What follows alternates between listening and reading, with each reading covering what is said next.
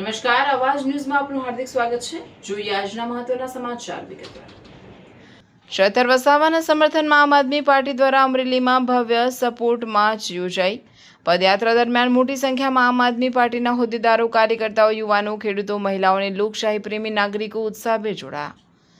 આમ આદમી પાર્ટી દ્વારા લોકપ્રિય યુવા નેતા, ખેડૂત, આદિવાસી, વંચિત અને શોષિત સમાજના હકો માટે સતત સંઘર્ષ કરતા ચૈતરભાઈ વસાવાના સમર્થનમાં આજે અમરેલી ખાતે જિલ્લા સ્તરે ભવ્ય સપોર્ટ માર્ચ યોજવામાં આવી હતી।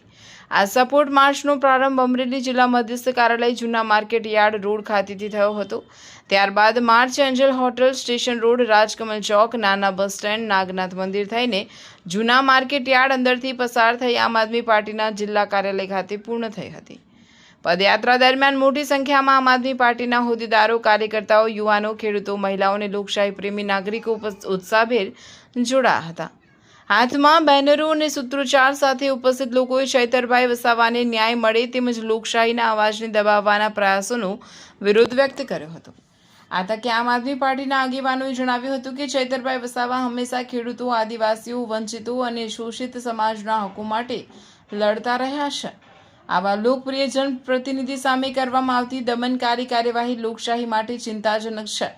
આમ આદમી પાર્ટી અન્યાય સામે સતત લડત આપતી રહેશે અને રાજ્યભરમાં લોકશાહી તથા બંધારણીય મૂલ્યોના રક્ષણ માટે જન આંદોલન વધુ મજબૂત બનાવશે। અમરેલીમાં યોજાયેલી આ સપોર્ટ માર્ચ દ્વારા ચૈતરભાઈ વસાવાના સમર્થનમાં પ્રજાનો મજબૂત અવાજ ઉઠ્યો હતો અને અન્યાય સામે એકજૂથ રહેવાનો સંદેશ આપવામાં આવ્યો હતો। રિપોર્ટર સરફરાઝ ખોખર, અમરેલી।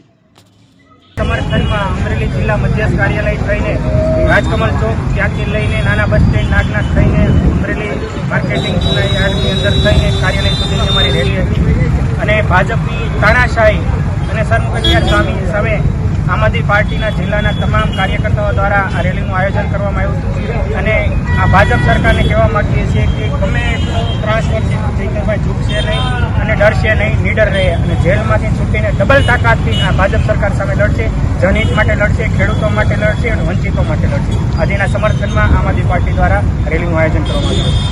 ભારત માતા કી જય! ભારત માતા કી જય!